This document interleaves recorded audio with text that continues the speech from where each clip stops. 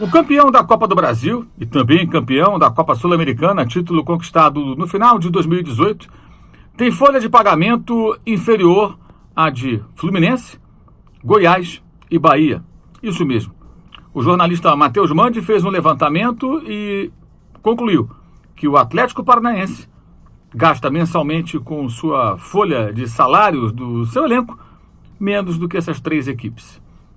Apenas 6 times têm folhas de pagamento inferiores à do Furacão, entre aqueles que integram a Série A do Campeonato Brasileiro: Botafogo, CSA, Avaí, Chapecoense, Ceará e Fortaleza. Esse dado deixa bem claro, ou esclarece ainda mais, ou clareia ainda mais as coisas quando a gente tenta entender o que acontece com o Atlético Paranaense. É óbvio que trata-se de um clube que consegue fazer mais com menos, que consegue fazer com que um elenco médio consiga resultados que elencos caros não são capazes de alcançar. Uma simples comparação entre o Atlético Paranaense e o Flamengo, que já há alguns anos investe pesado, mostra que, se em 2017, ou seja, há 2 temporadas, o time carioca chegou às finais da Copa Sul-Americana e da Copa do Brasil, perdendo ambas as decisões, o Atlético conquistou esses 2 títulos no intervalo de aproximadamente 9 meses. Sendo que, evidentemente, o time atual do Atlético é mais barato do que era aquele Flamengo de 2017. O Atlético tem estrutura, o Atlético tem uma proposta de jogo, o Atlético tem um ótimo estádio, mas o Atlético tem uma torcida regional, o Atlético não tem o potencial de arrecadação de outros clubes, de vários outros clubes do país. Isso é dito, inclusive, pelo presidente do Conselho Deliberativo do clube, o Mário Celso Petralha, quando conversa com as pessoas sobre isso. Ele diz sempre que a dificuldade para o Atlético é maior, e é verdade, porque a arrecadação do Atlético depende de um universo que é menor do que aquele que é explorado por outros clubes com maior popularidade, com torcida maior e eventualmente mais espalhada pelo país.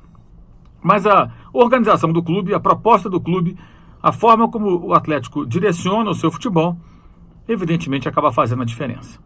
Então, é mais uma lição que dificilmente será aprendida pela maioria dos dirigentes do país, que esse clube dá a muita gente.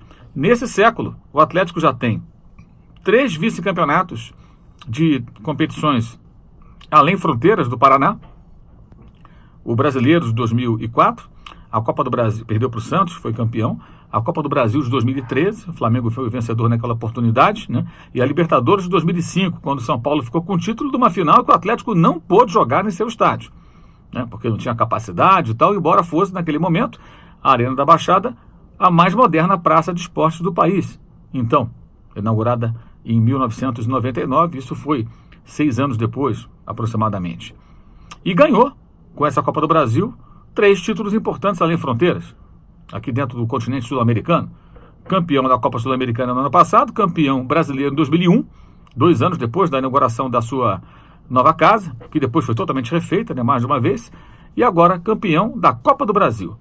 Quanto ao Internacional, bem, o Inter paga caro por, fora de casa, assumir uma proposta de jogo até covarde, como foi contra o Flamengo na Libertadores, mas uma proposta muito cautelosa, muito pragmática, achando que vai resolver sempre do Beira-Rio. Pois é, nos 2 últimos mata-mata que teve, em que precisou mudar o cenário depois de perder fora de Porto Alegre, se deu mal.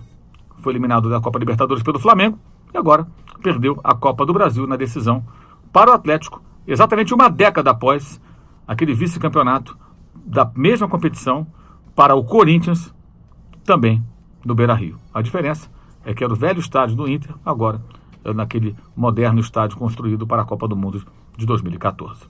Parabéns ao Clube Atlético Paranaense, campeão da Copa do Brasil, dando algumas lições a vários clubes do futebol brasileiro.